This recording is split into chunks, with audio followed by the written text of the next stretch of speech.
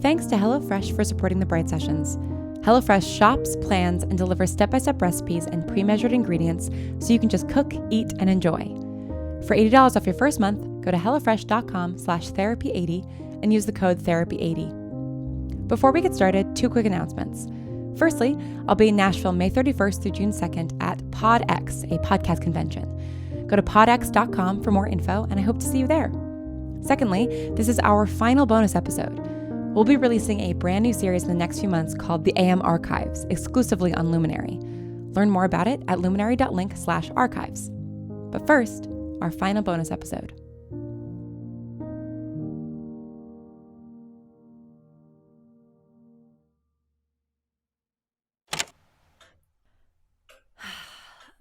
Remember to grab the files from Sam's house and sneak back the AM files that Green took.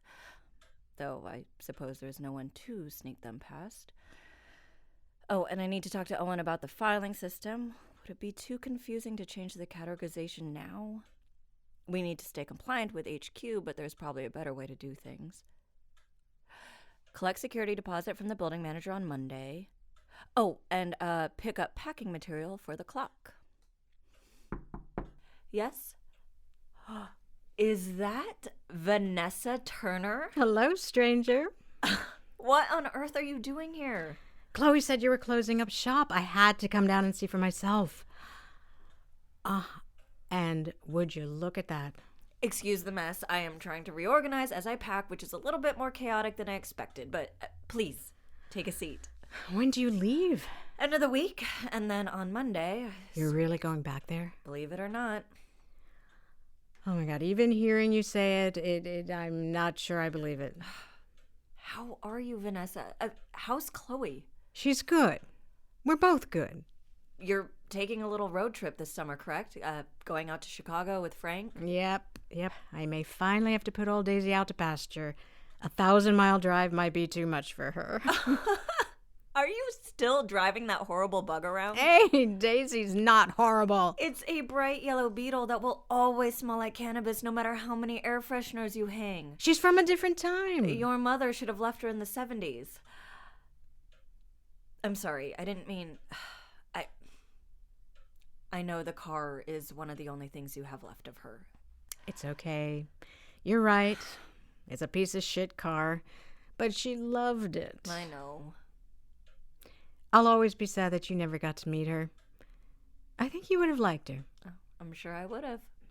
You could have given therapy to 3 generations of Turner women. Yes, because it worked out so well for you and Chloe. I think so. Nessie, you were never really my patient, and I gave Chloe all of 20 sessions before she got so caught up in my own personal drama that we had to stop. Well, in your defense, it's hard to keep a telepath out of your personal drama, and I did raise a very dogged young woman. That you did. Still, I'm very sorry that she was ever put in danger because of me. I know, Joan. But she's all right now. Thank God. Though if I ever see that Damien kid, I am going to throw a building at him. I think we've seen the last of him. Yeah, good riddance. Agreed. I'm glad that Mr. Sandoval was able to help Chloe heal. It sounds like she had a very productive time with him. Yes, he was very helpful. Did you see him again? When Chloe went out to his cabin? No, it would have been too hard. I mean, for both of us, I think. There's too much painful history there. And here I am going to work with my ex. I do wonder about your sanity sometimes. Me too. But you and Owen, messy breakup, to be sure. That's putting it lightly. But you must have put it all behind you if you're going back to work with him. I don't know that I've put it behind me. There are things that Owen's done, and plenty that the AM has done, that I'll never be able to forgive either of them for. But Owen, I think he's trying to grow. He's trying to make things right. Well, what about the AM? Are they trying to make things right? I don't know. As a whole, probably not. But that's why I need to go back. After all, I was complicit in plenty of their actions before. Now at least I have the chance to make up for it. You were complicit in the sense that you worked there. But come on, Joan, you didn't really know what was going on. True. But that wasn't because I couldn't know. I chose willful ignorance. We all have choices we regret making. But that doesn't mean they don't have to be made. I suppose. Why did you make the choice to end things with Lee? I know it was decades ago, but I've never heard you even so much as mention another man in all the time I've known you. I never really understood why it didn't work, and the fact that you trusted him to take care of your daughter. Well, I thought you weren't my therapist. I'm not. This isn't therapy. It's gossip. Oh, is that why you chose a job where people tell you their life stories? Can't resist the gossip. What can I say? I like to know things. I did refrain from asking Chloe about it, though I imagine she's gathered a fair bit from your thoughts. It's hard to say. I think she knows we were together at one point, but not the specifics. I've become pretty good at repressing what I need to. In what ways does that repression... Sorry. Sometimes the therapist mode is hard to turn off. Yeah, I can't complain. Look, you're still one of the best listeners I know. Important quality in a therapist, yes, but also a really nice thing to have in a friend. Is that why you came by? To have someone to listen? What, am I not allowed to visit an old friend? Okay, fine. Yes, I guess I wanted to get out of the house. Chloe just got back and we're planning the trip, and she keeps talking about maybe visiting Lee along the way, and I'm not ready. Why can't you just tell her that? Chloe, well, we're close. We've always been close. She's my whole world. But there's a lot about me that she doesn't know, that I don't want her to ever know. She finally found out who her dad is. Was. I still think about him from time to time, and she looked him up. I was never sure how to ask, and Chloe never talked about him in our sessions. Yeah, he wasn't around for very long. I mean, he was a guitarist. Total rock star, as in sex, drugs, rock and roll, the whole thing. I always thought that was your scene, too. Just because you and I spent your 20s drinking and doing bad karaoke does not mean that I was ever deep in the hard rock and roll lifestyle.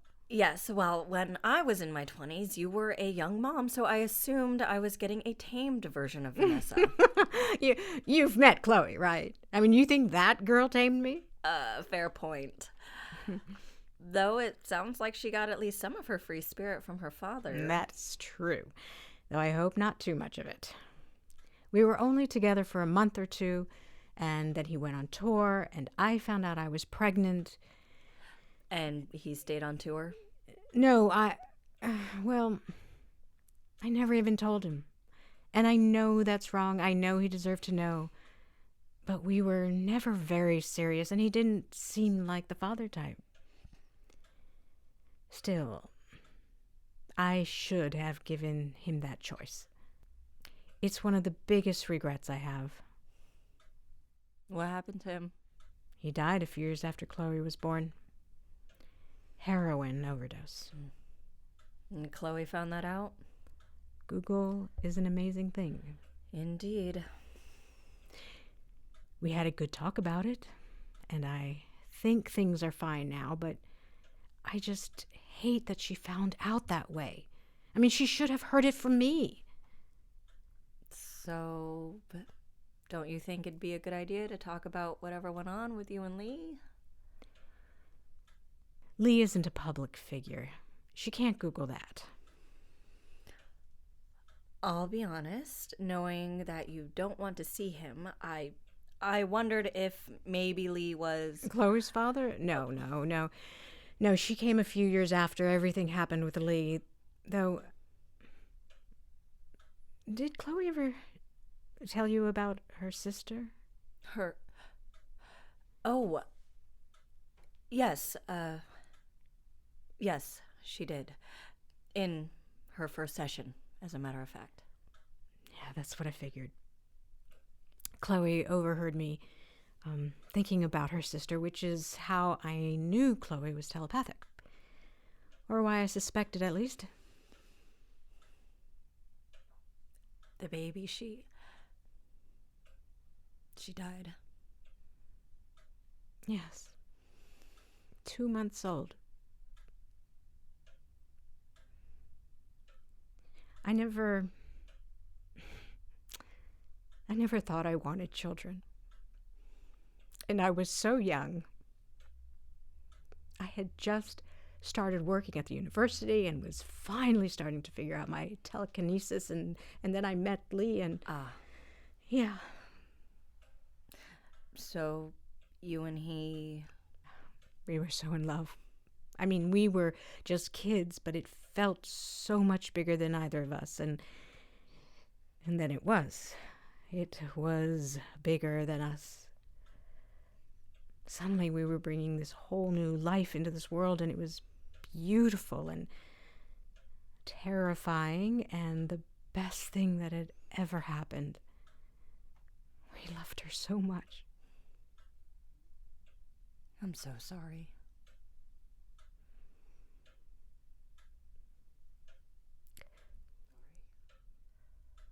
I almost brought a whole building down.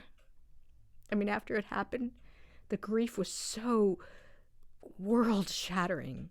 Like, up until that point, I'd only ever made small objects move, picking up a cup across the room with my mind, shifting a couch a few inches. Losing Hannah. I mean, it's like it broke me open and power just poured out. That isn't unusual. I see a lot of atypicals affected strongly by trauma. It can trigger the start of an ability or make it more potent. In rare cases, it can stop an ability completely for a time. More potent, yeah. Yeah, that's a good way to put it. I didn't know that telekinetics could cause earthquakes. Is that what happened? Yeah, I was in my apartment, trying to find the will to get out of bed and face everything, and then the earth moved. And I could feel it in my body.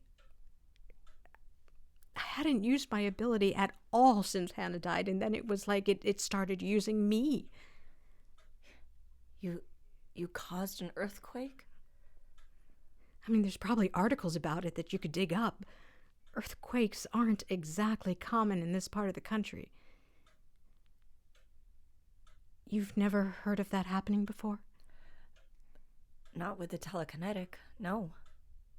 When we first met, I thought you had remarkable strength and control, but I had no idea that you were that powerful.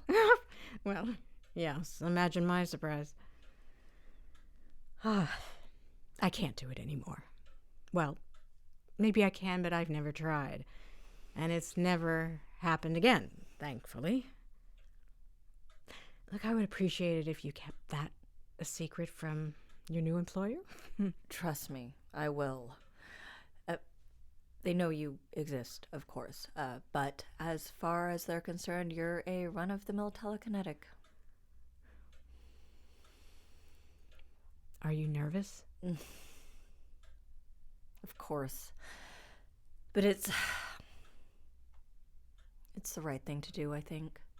Take the beast down from inside the belly? Or tame it. Then for your sake, I hope the AM is easier to tame than me. It might be the wrong decision, but I won't know until I try.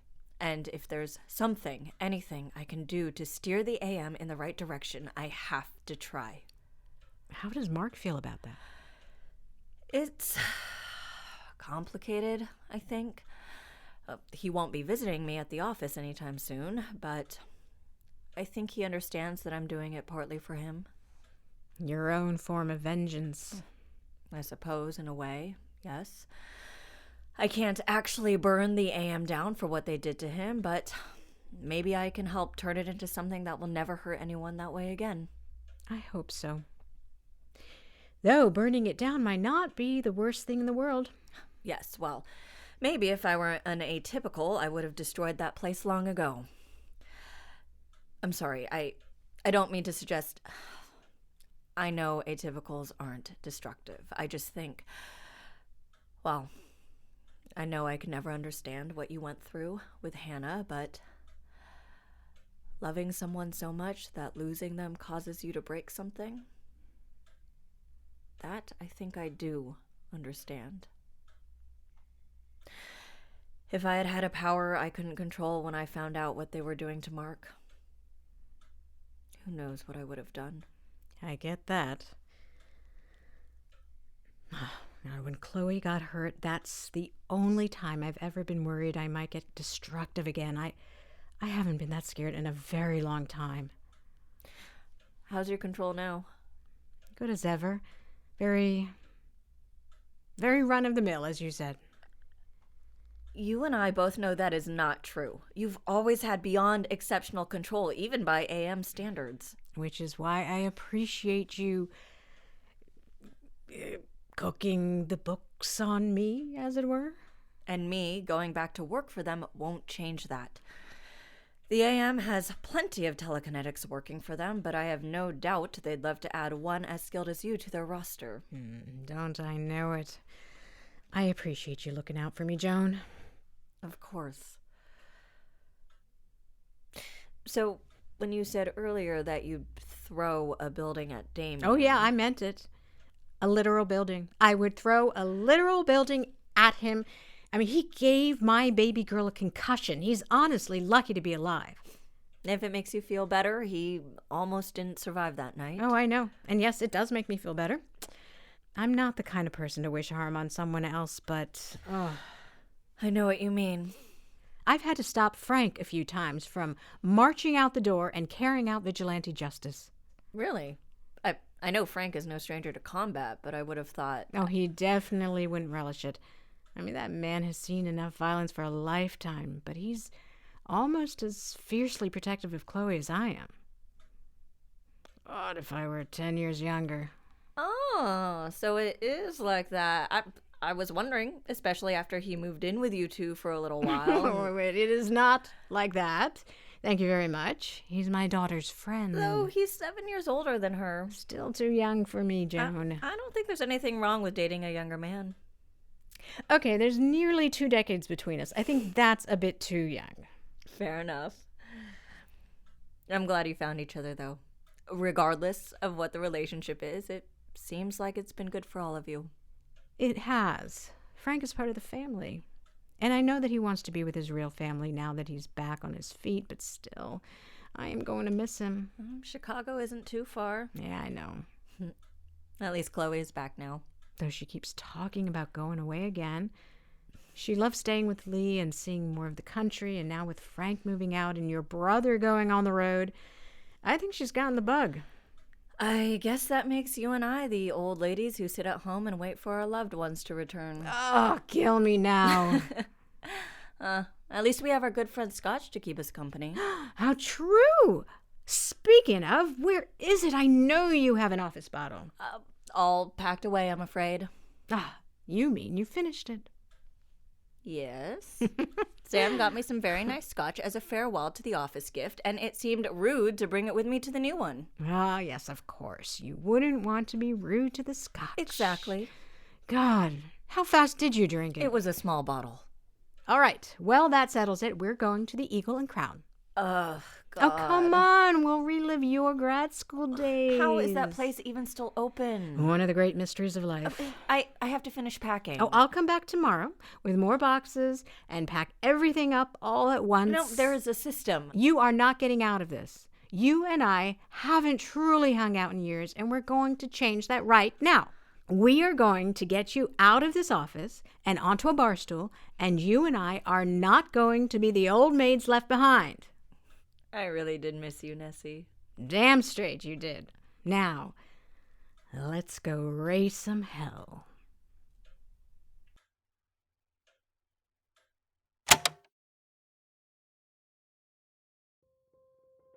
We've teamed up with HelloFresh, and they're offering everyone in our audience $80 off your first month when you go to hellofresh.com/therapy80 and use the code therapy80. It's like receiving 8 meals for free. HelloFresh's home-cooked meals made simple. They make conquering the kitchen a reality with deliciously simple recipes. Cooking at home is enjoyable and easy with HelloFresh. All meals come together in 30 minutes max, call for less than 2 pots and pans, and require minimal cleanup. Make deliciousness part of your every week. Get out of that recipe rut and start cooking outside of your comfort zone by discovering new delicious recipes. It's been raining a lot in Los Angeles recently, which is the perfect soup weather. And I've never made soup before from scratch, but I cooked Italian meatball soup for my production team last week, and it was the perfect thing to warm us up. It also only took 1 pot, which meant I could spend time talking to my team instead of cleaning up. For $80 off your first month, go to hellofresh.com/therapy80 and use the code therapy80. The Bright Sessions was created by me, Lauren Shippen. Julia Morizawa is the voice of Dr. Bright, and Mia Drake was the voice of Vanessa. This episode was written, directed, and sound designed by me. The Bright Sessions is sound designed by Misha Stanton.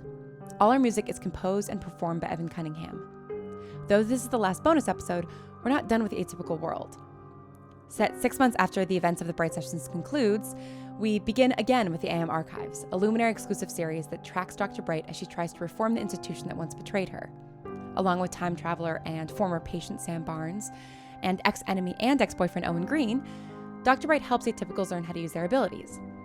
But in an effort to defang the atypical monitors, the 3 of them come face to face with a patient unlike any other. For more information about the series, go to luminary.link/archives. Until then, and as always, thanks for listening and stay strange.